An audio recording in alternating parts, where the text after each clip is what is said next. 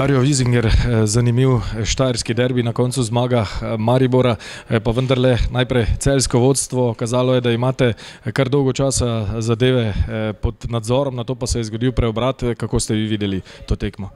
Pa zabili smo taj brzi pogodak, odigrali smo, ja mislim, jako dobro prvo poluvreme i dobar dio drugog poluvremena i ne znam, pa vjerojatno došao mali pad koncentracije i malo smo pali u igri to pod kraj drugog poluvremena, pod kraj utakmice i Maribor je vrhunska ekipa i iskoristili se i to malo što smo im pružili i mi se moramo dalje koncentrirati na sljedeće tekme jer još uvijek nam je u igri ta Europa i svaka sljedeća utakmica nam je bitna.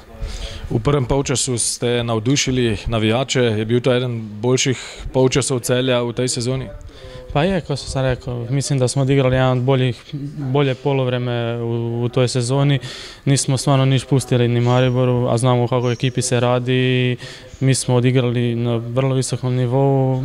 Na kraju se nam to prvo poluvreme nije isplatilo, ali treba samo graditi igru dalje na to i što smo pokazali u prvom poluvremenu i ne bi smjelo biti problema.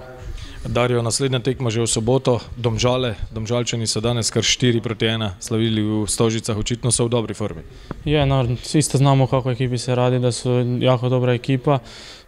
Pokazali su to i tu protiv nas kad smo igrali i ništa treba se čim prije regenerirati i pripremati za Domžale. Dario, hvala lepa in veliko sreče. Hvala.